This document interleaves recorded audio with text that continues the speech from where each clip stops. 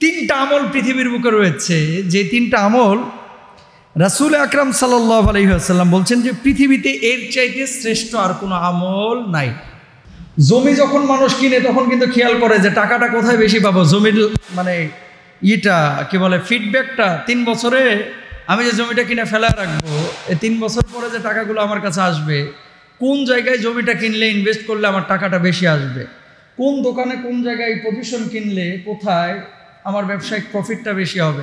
আমরা এটা দুনিয়ার জিন্দেগিতে সবাই খেয়াল করি, কোথায় চাকরি করলে লাভটা একটু বেশি হবে, সবাই খেয়াল করি। আমলের ক্ষেত্রে কিন্তু আমরা খেয়াল করি না যে আমল যে করতেছি কোন আমলটাই বেশি বেনিফিট আর কোন আমলটাই কম বেনিফিট, এটা কিন্তু আমরা খেয়াল করি না। ঠিক না বলে?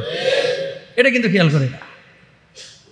তিনটা আমল পৃথিবীর বুকে রয়েছে, যে তিনটা আমল রাসূল আকরাম সাল্লাল্লাহু আলাইহি ওয়াসাল্লাম বলছেন যে পৃথিবীতে এর চাইতে শ্রেষ্ঠ আর কোনো আমল নাই। জোরে সোরে একবার বলেন সুবহানাল্লাহ। পৃথিবীতে এর চাইতে শ্রেষ্ঠ কোনো, তাহলে ওই আমলগুলো করা দরকার আছে না নাই? সবাই তো করবো ইনশাল্লাহ, আগেই বলে নেন ইনশাল্লাহ। عن عبد الله بن مسعود قال سألت رسول الله صلى الله عليه وسلم أي العمل أفضل قال الصلاة لوقتها الله أكبر বলেন। আব্দুল্লাহ ইবনে মাসউদ রাদিয়াল্লাহু তাআলা আনহু থেকে বর্ণিত, তিনি বলেন আমি রাসূল আকরাম সাল্লাল্লাহু আলাইহি ওয়াসাল্লামকে জিজ্ঞেস করলাম, এই দুনিয়ার জিন্দগিতে আল্লাহ রব্বুল আলামিনের কাছে সবচাইতে উত্তম আমল কোনটি? আল্লাহর নবী একটু যদি বলতেন ভালো হতো। আল্লাহর নবী 1 নম্বরে জবাব দিলেন, পৃথিবীর বুকে শ্রেষ্ঠ 3টা আমল আছে। 1 নম্বর হজ্জা সলাতু আলা ওয়াক্তিহা, ওয়াক্ত মতো নামাজ আদায় করা, এর চাইতে বড় কল্যাণকর উত্তম আমল না। 1 নম্বর আমল কি? সময় মতো নামাজ আদায় করা। প্রিয় ভাইরা আমার, আশপাশে তাকায় দেখেন, অনেক মুসলমান ভাইরা আছে, বোনেরা আছে, মুসলিম নারীরা আছে যারা ওয়াক্ত মতো নামাজ আদায় করে, আর অনেকে আছে ওয়াক্ত মতো নামাজ আদায় করে না। যখন ওয়াক্ত শেষ হয় সেই সময় গিয়ে মুরগির মতো ঠোকা মারে, আছে না? জুমার আজান দিয়েছে, জুমার নামাজে আপনারা সবাই এসেছেন, জুমার নামাজে আপনারা সবাই এসেছেন আজকে নামাজের জন্য, শুরুতেই কিন্তু মসজিদে এসে হাজির। কিছু আল্লাহর ওলি আছে যারা এখনো গোসলে ঢুকে নাই, টেলিভিশন মোবারক নিয়ে বসে রয়েছে। ঠিক কিনা বলেন? কিছু আল্লাহর ওলি আছে এখনো গোসলে ঢুকে নাই, মোবাইলে এই যে কথা বলতেছে তো চলতেছে, আর উপরে আওয়াজ আছে তো যে কখন ইমাম সাহেব আজানটা দেয়, দ্বিতীয় আজানটা। খুতবার আগে আজান দিবে, বউরে বলবে এই জরিনার মা তাড়াতাড়ি লুঙ্গিটা দে।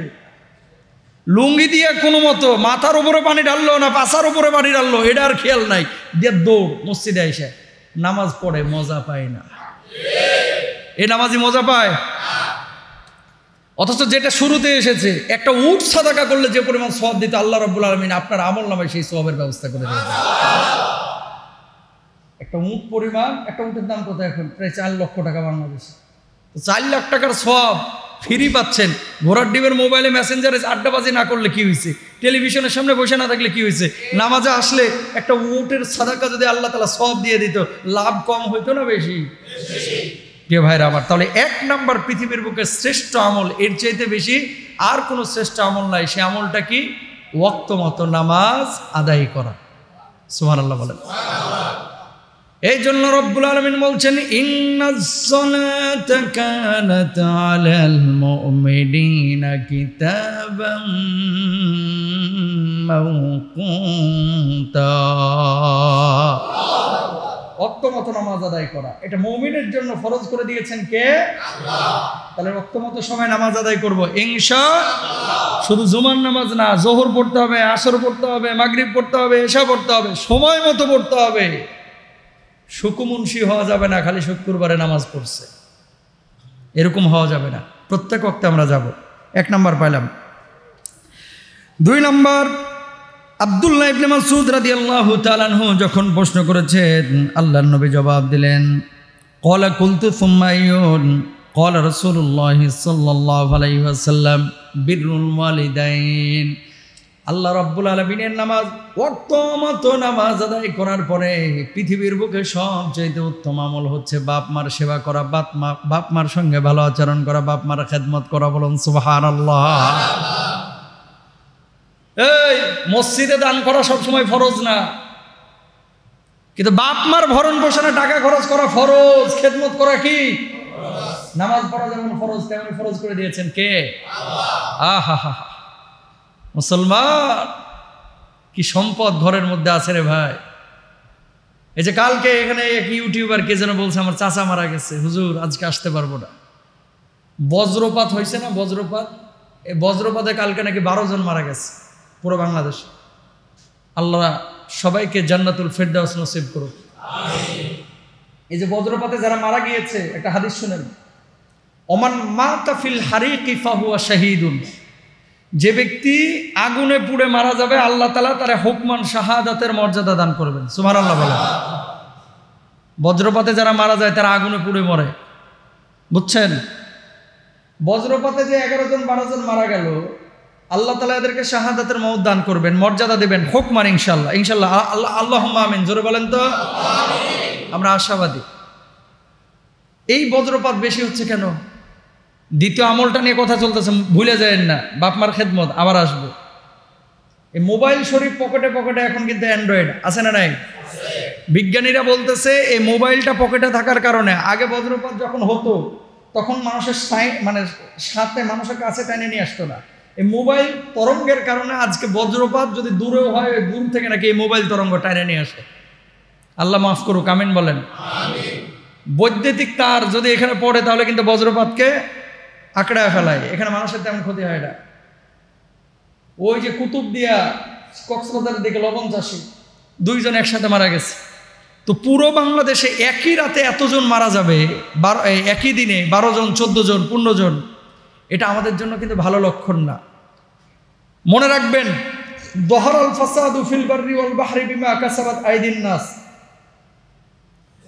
এই পৃথিবীর বুকে যত বিপদ আপদ এগুলো মানুষের হাতের কামাই। আল্লাহ রাব্বুল আলামিন চাপায় দেন না, মানুষ নিজেই নিজের উপর বিপদ ডেকে নিয়ে আসে। ব্রিটিশ পিরিয়ডে পাকিস্তান ভারতে যে সীমান্তবর্তী এলাকাগুলো, ফাঁকা মাঠগুলোতে কিছু পিলার পুঁতে রাখছিল, জানেন আপনারা? মুরব্বীরা বলতে পারবেন। এই যে ম্যাগনেটিক পিলার, চুম্বক ছিল এর মধ্যে, কিছু উপাদান দেওয়া ছিল। কারণ কি?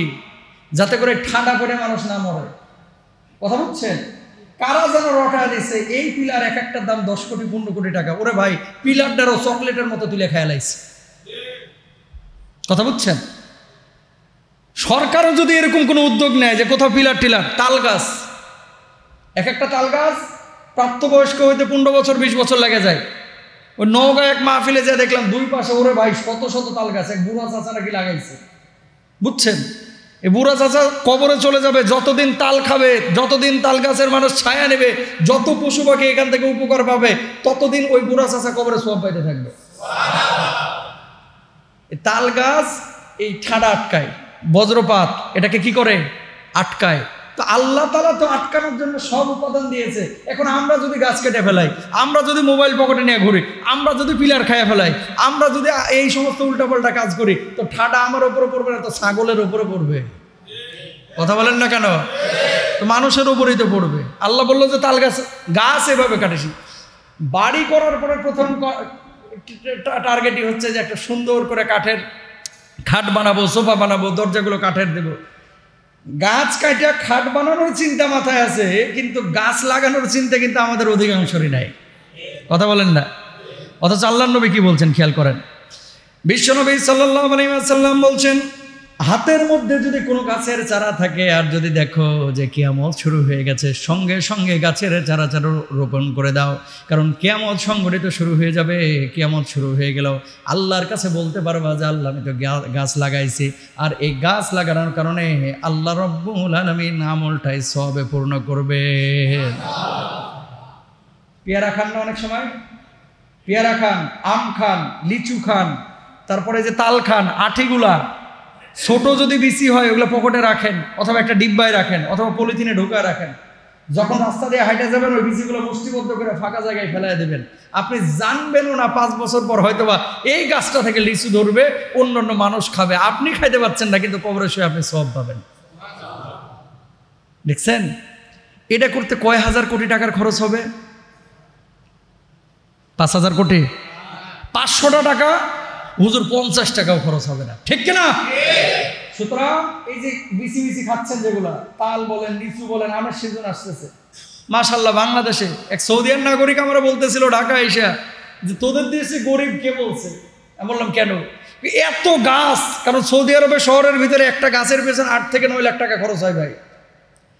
সৌদি আরবে শহরের মধ্যে যদি একটা খেজুর গাছ আপনি লাগান, এটার পেছনে বাৎসরিক খরচ কত? 8 থেকে 9 লক্ষ টাকা পর্যন্ত খরচ হয়। এরকমও গাছ আছে, কিন্তু ওটা টিকিয়ে রাখার জন্য বাঁচিয়ে তো থাকতে হবে, অক্সিজেন দরকার, এরা তাই খরচ করে।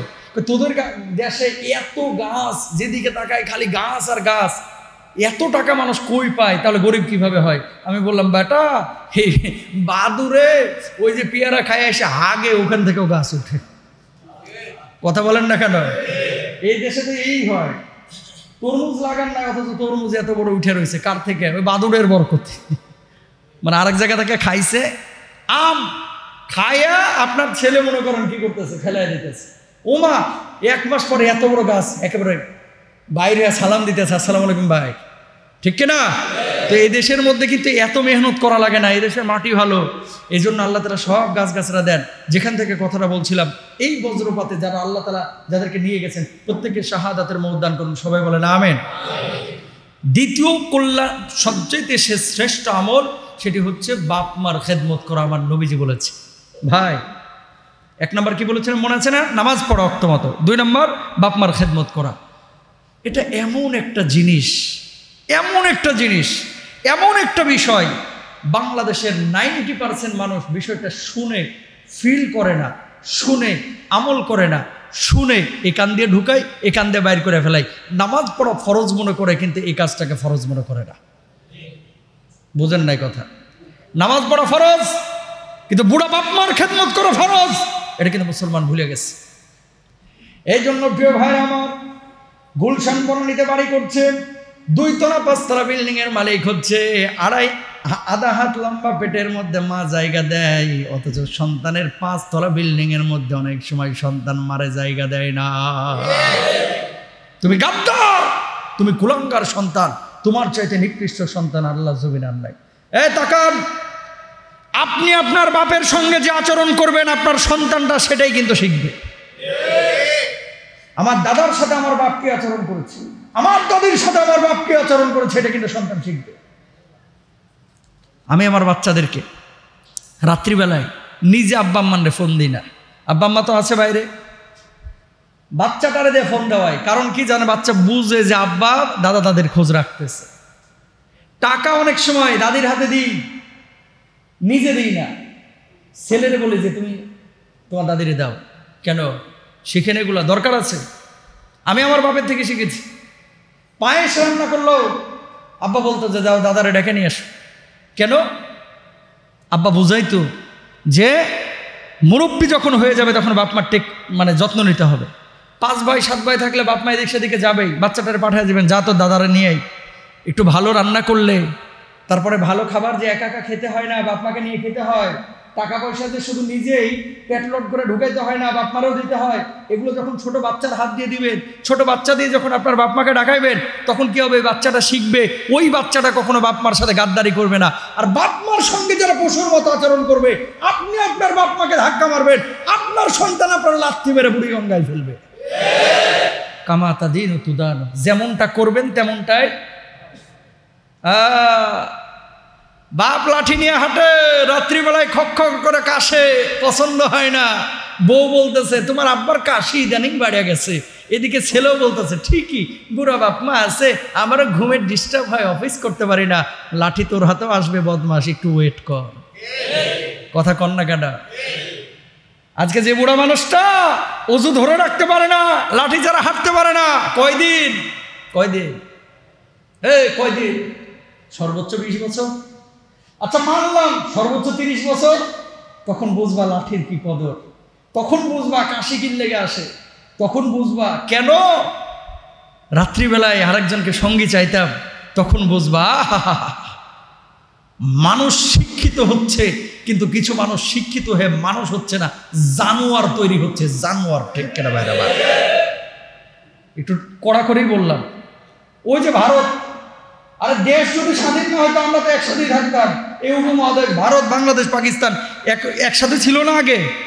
তা আমাদের অনেক কালচার কিন্তু ওদের সাথে মিলে, এই ভারতের সাথে পাকিস্তানের সাথে কালচার মিলে না অনেক কিছু, খাবার দাবার। পশ্চিমবাংলায় যান না,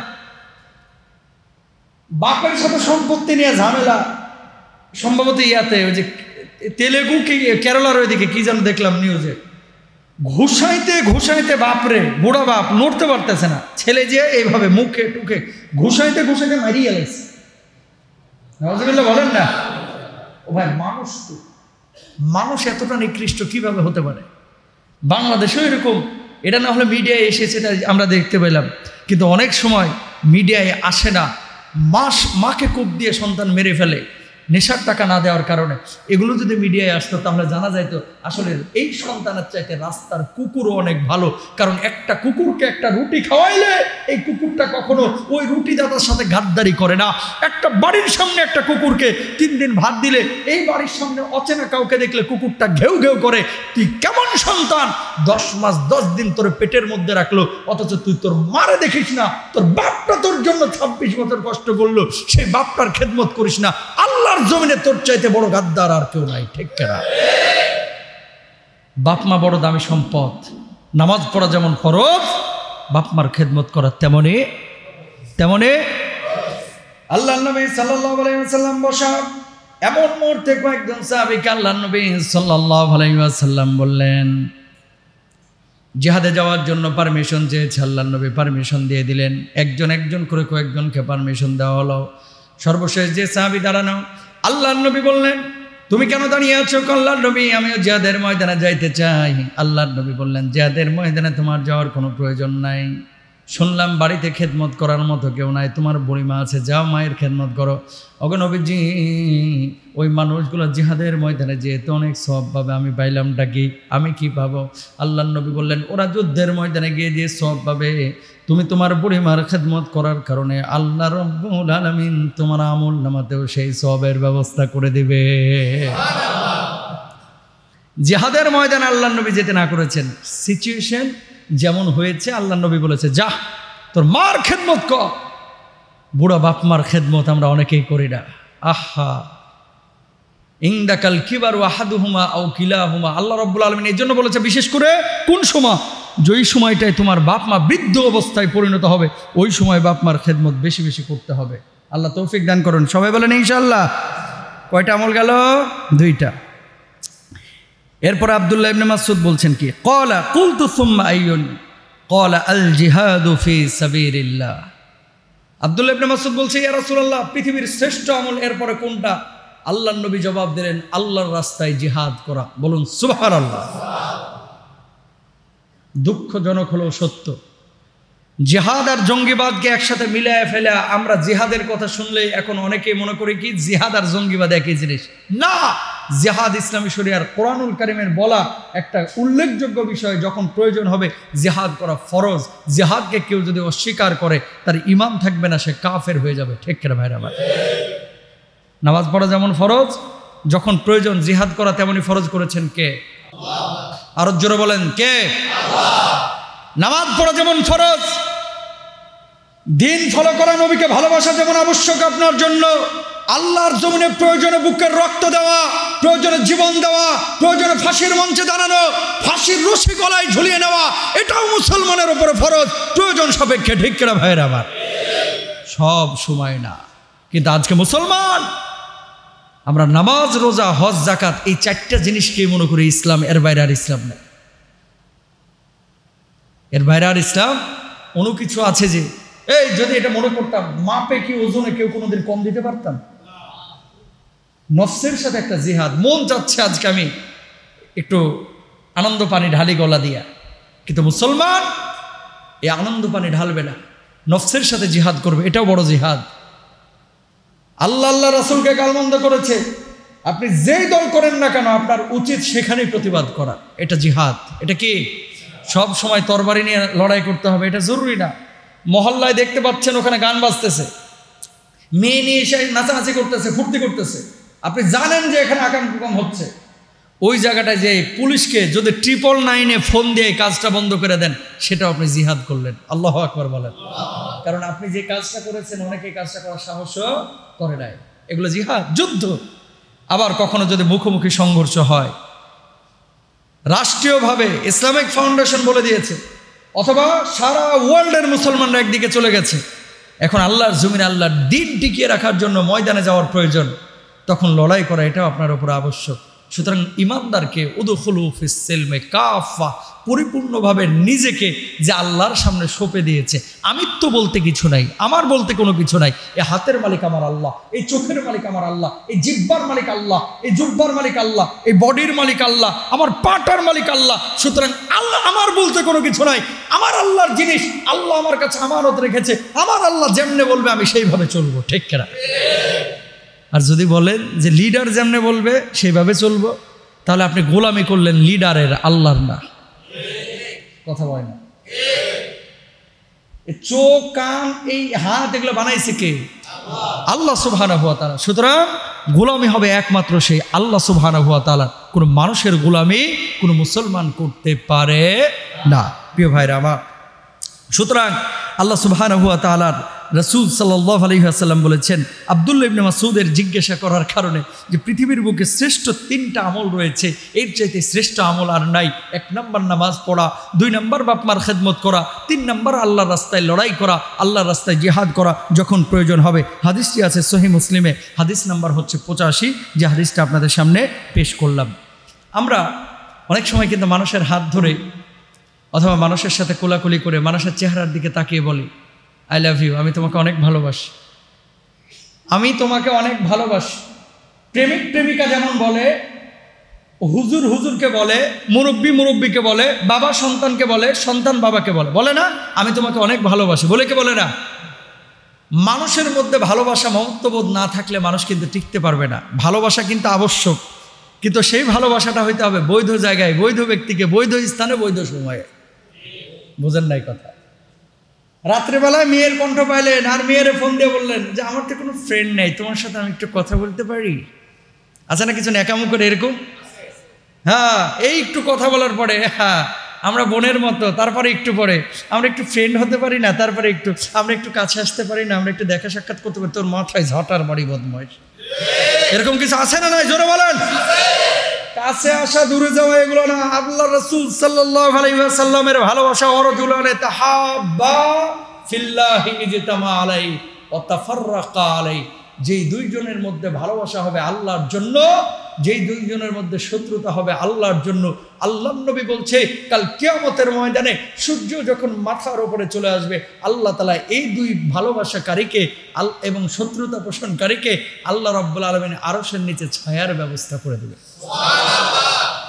তাহলে আমাদের ভালোবাসা হবে কার জন্য? আল্লাহর জন্য। তুমি দাঁড়াও, এদিকে আসো। মুআজ বিন জাবাল রাদিয়াল্লাহু তাআলা আনহু নবীজির পাশে দাঁড়ানো, খেয়াল করেন খুব মনোযোগ দিয়ে। সাহাবীর নাম কি বললাম?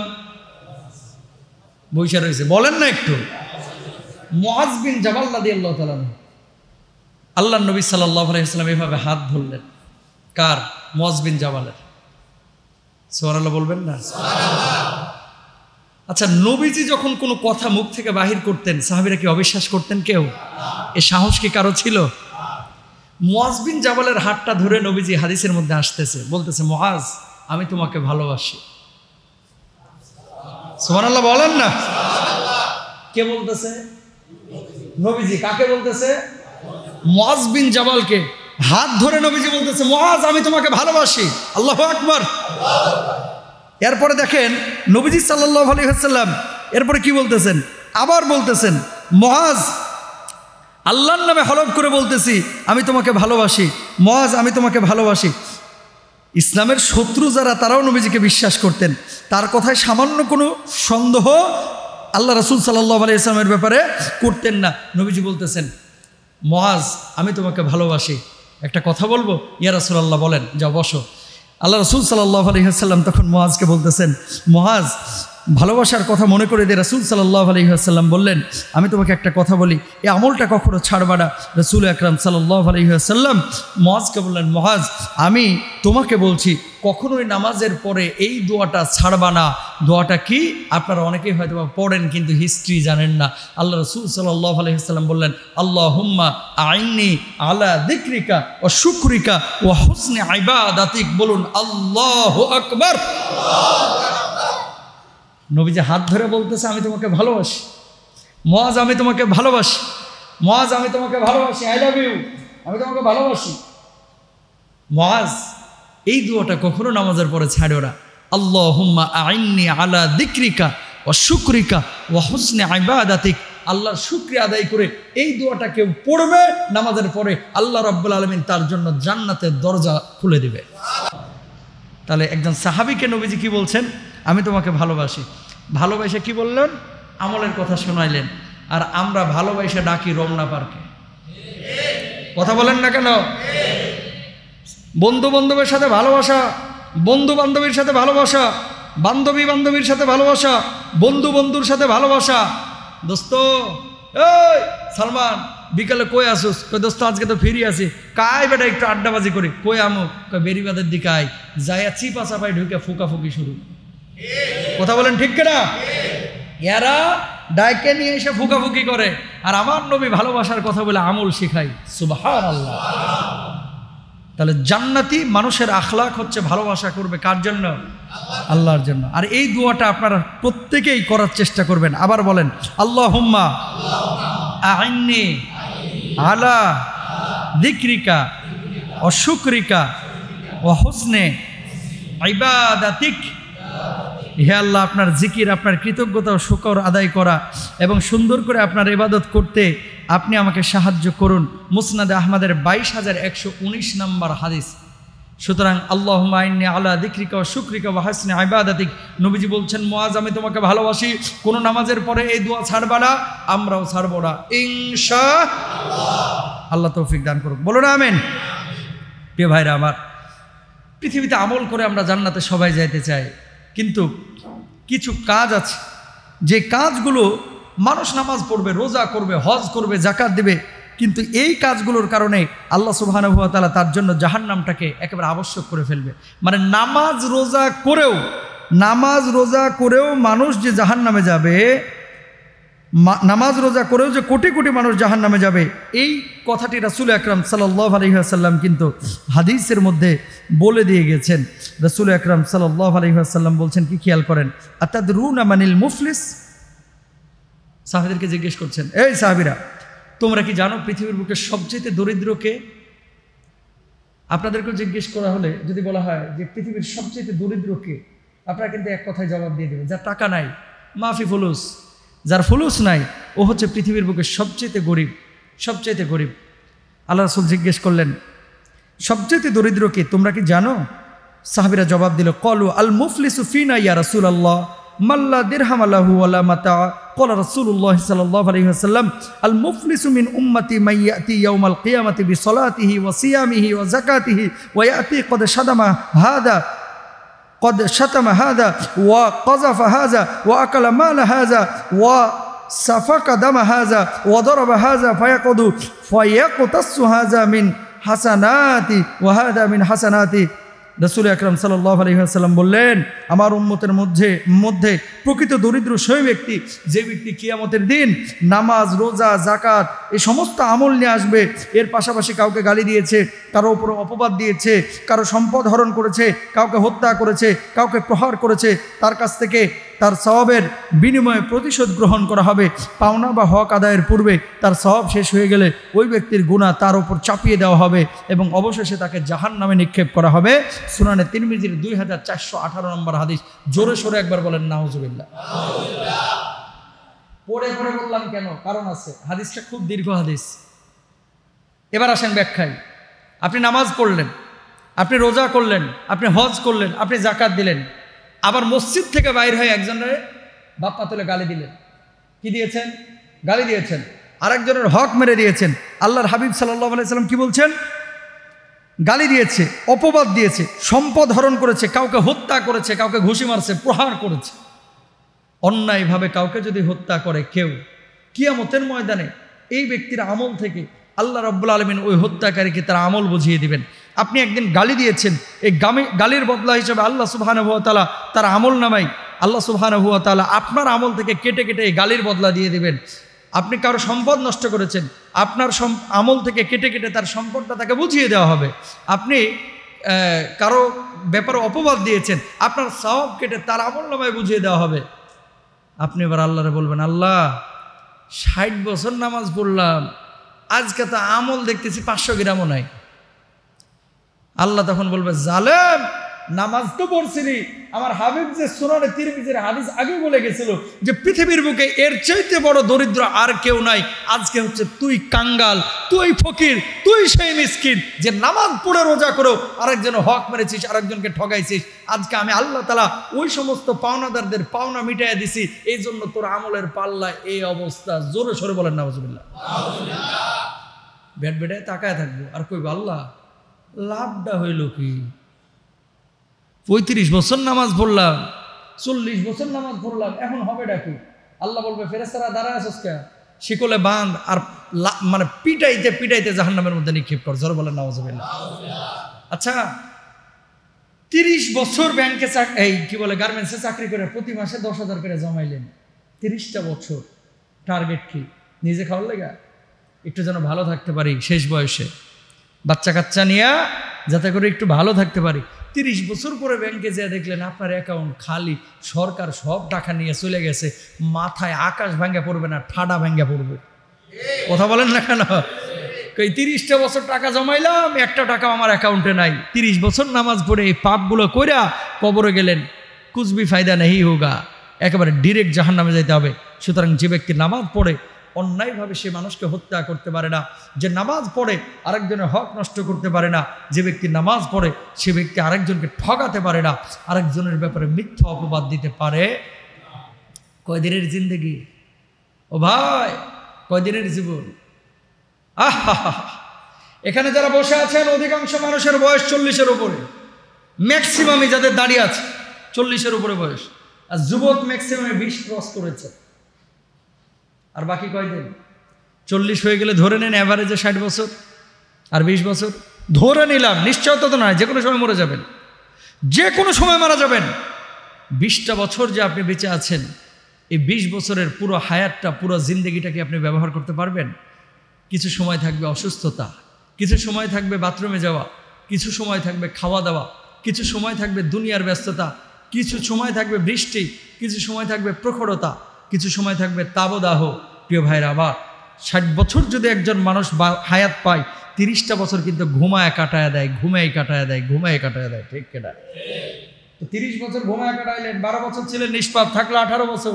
18 বছরের মধ্যে অফিসে সময় দিলেন, বাসে বাদুরের মতো ঝুলতে ঝুলতে অফিসে গেলেন। এই যে টাইম কিল হইলো, জ্যামের মধ্যে আটকায় থাকলেন। এই গোটা দুনিয়াটাকে 60 বছরের মধ্যে মাত্র 2 বছর থেকে 2.5 বছর ভোগ করা যায়। আর এই 2-2.5 বছরের জন্য অনন্তকালের জীবনটাকে মানুষ আজকে নষ্ট করে ফেলছে। ঠিক কেন? কবে বুঝবো আমরা? সারা জীবনের সঞ্চয় দিয়ে একটা 1200 স্কোয়ার ফিটের ফ্ল্যাট কিনতেছেন, সারা জীবনের সঞ্চয় দিয়ে। কিন্তু সারা জীবনে কি সঞ্চয় করলেন? কবরের ফ্ল্যাটটা কি ঠিক আছে? কবরের ফ্ল্যাট, কবরের জায়গা, কবরের টাইলস, কবরের প্রশস্ততা, সেই সঞ্চয় কি আমরা করেছি? আহা, কি তাপ, কি গরম, পিঠটা একেবারে চিটপিট করতেছে। হুজুর, পিঠের মধ্যে যেন চামড়া উঠে যাচ্ছে, বিছানায় যদি পিঠ ঠেকতেছে কারেন্ট না থাকলে। এই গরমে যদি এই অবস্থা হয়, 1.5 হাত মাথার উপরে যখন সূর্যটা আসবে, মগজগুলো যখন টকবক করে ফুটতে থাকবে, ঘামের মধ্যে মানুষ যখন সাঁতার কাটতে থাকবে, মানুষের অবস্থাটা কি হবে? এই সমস্ত গরম তো জাহান্নামের সেই বার্তায় দিয়ে যাচ্ছে। ঠিক কিনা? একটাবার কল্পনা করেছি, জানালা খোলা, দরজা খোলা, কারেন্ট নাই, জানলা দিয়ে বাতাস ঢুকতেছে, তারপর অসহ্য যন্ত্রণা, গরম। ভাই, কবরেতে কোনো বাতি নাই, কবরেতে কোনো জানালা নাই, কবরেতে কোনো দরজা নাই, জানলা নাই, সাথী নাই, বাতি নাই, এসি নাই, কারেন্ট নাই, বিদ্যুৎ নাই, ঠান্ডা পানিরও একটু ব্যবস্থা নাই। সেই কবরটা কেমন হবে? আপনার কবরের দিনটা কেমন যাবে?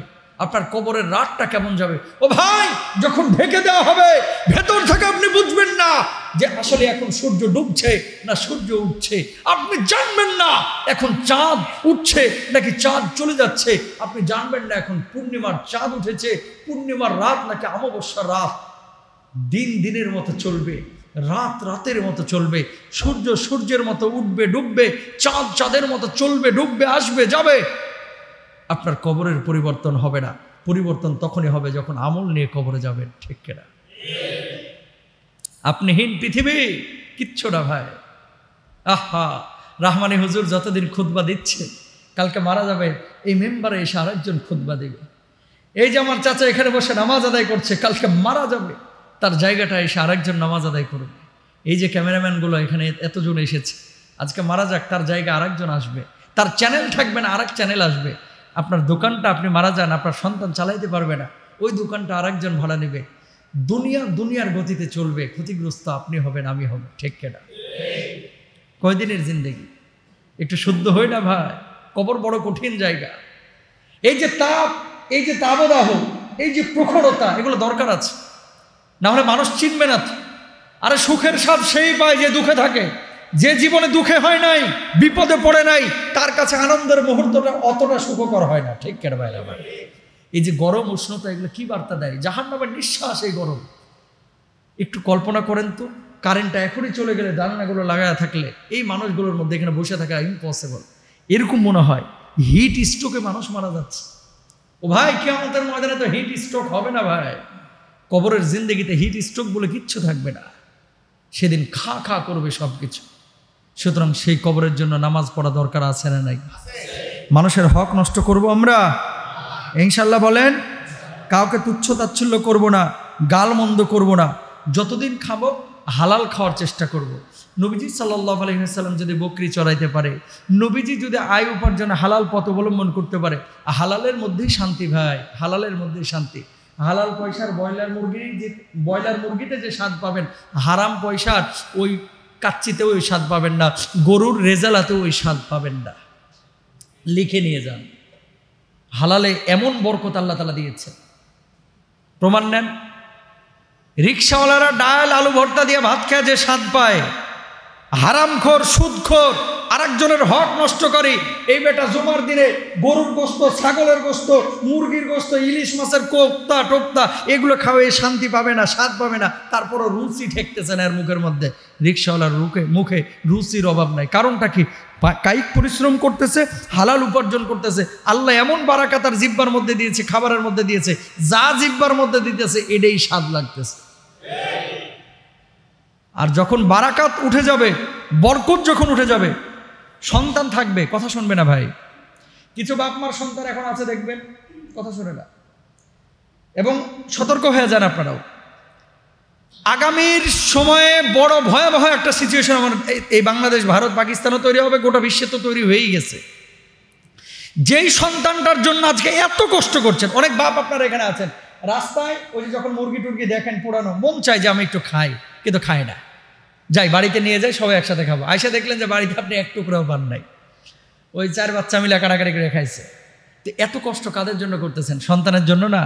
কিন্তু এই সন্তান যদি আপনারা জাহান্নামে নেয়, এই সন্তান কি লাভটা হবে তখন? অনেক সন্তান আছে শুধু গাদ্দারি করে, শুধু গাদ্দারি করে। বয়স এখনই 20 বছর, বাপকে মারতে পর্যন্ত যায়। এরকম কোনো সন্তান যদি থাকে, তোমার কাছে হাত জোর করে বলি ভাই, তুমি কারে মারতে যাচ্ছ? তুমি তোমার জান্নাতের দিকে আঘাত করেছ, ঠিক কিনা বলেন? হুমা জান্নাতু কানারুক, বাবা মা আপনার জান্নাত, বাবা মা আপনার জাহান্নাম। বাপ মাকে খুশি রাখবেন, আল্লাহর জান্নাতে যাবেন। বাপ মাকেও খুশি রাখবেন, আল্লাহর জাহান্নামে যাবেন। আর এই সমস্ত যে সমস্ত বাপ মা হারামের সাথে জড়িত, ম্যাক্সিমাম বাপ মার সন্তানদের উপরে ইফেক্ট পড়ে। খাচ্ছেন হারাম, পড়ছেন হারাম, পড়ছেন হারাম, আশা করবেন ভালো কিছু সম্ভব না। হারামের সাথে সম্পৃক্ত হবেন, আরাম চলে যাবে। কামান কম, এখন তো খালি টাকা টাকা, মাল ছাড়া কোনো কথা নাই। যেখানে মাল সেখানে মাল কামান, কম কামান, কিন্তু হালাল পথে উপার্জন করেন, ছেলে মেয়ে মানুষ হবে। আর হারাম খাইবেন, এই অনেক ছেলেরাও জানে ভাই, বিশ্বাস করেন। আপনারা কষ্ট নিন না, ছেলেমেয়েরা 20 বছর হয়ে যাওয়ার পরে কিন্তু বুঝে বাপের মতি গতি যে আমার বাপ কতটুকু সৎ আর কতটুকু অসৎ। বাপকে তো কেউ খারাপ বলতে পারে না, কিন্তু আমার বাপ যে হারামের সাথে সম্পৃক্ত এটা যদি কোনো সন্তান জেনে যায়, সেই বাপের ভিতরে মনুষ্যত্ববোধ থাকলে বাপ মাথা ঠুকে কাঁদবে কাঁদবে কাঁদবে। কাঁদা উচিত, কারণ জানে আমার সন্তান যে আমি একজন হারামখোর বাবা। ঠিক কিনা ভাইরা? ভাই লজ্জা করে না আরেকজনের জমি দখল করে, লজ্জা করে না আরেকজনের থেকে চাল ডাল মানে জোর দখল করে, চাঁদাবাজি করে আপনি আপনার সন্তানকে খাওয়াচ্ছেন। আমাদের লজ্জা থাকা উচিত, যারা এই সমস্ত কাজগুলো করে লজ্জা থাকা উচিত। ভাই দুনিয়াটা খুবই সংক্ষিপ্ত, খুবই সংক্ষিপ্ত। হারামের পথ ছাড়েন, হালালের পথে আসেন। এই যে গজবগুলো কেন আসতেছে? এমনি এমনি আসতেছে মনে করতেছেন? আকাশের বৃষ্টি এমনি বন্ধ হচ্ছে মনে করছেন? রাসূল সাল্লাল্লাহু আলাইহি ওয়াসাল্লাম বলে গেছে অশ্লীলতা বেড়ে যাবে, জুলুম বেড়ে যাবে, যাকাত দেওয়ার প্রবণতা কমে যাবে, পাপে সয়লাভ হয়ে যাবে। আল্লাহ রাব্বুল আলামিন আসমানের বরকতের দরজা বন্ধ করে দেবে। সুতরাং সবাই হালাল পথ অবলম্বন করব। সবাই বলেন জোরে সোরে ইনশাআল্লাহ। সবশেষ যে বিষয়টি আমাদের এখানে একটি বিষয়, সেটা হচ্ছে ব্যবসায়ী ভাইয়েরা যেটা করেন, অনেকে আছে যে হুজুর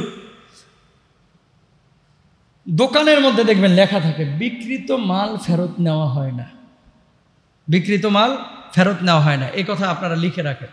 হাদিস কি বলে? নবীজি সাল্লাল্লাহু আলাইহি ওয়াসাল্লামের হাদিস দেখেন।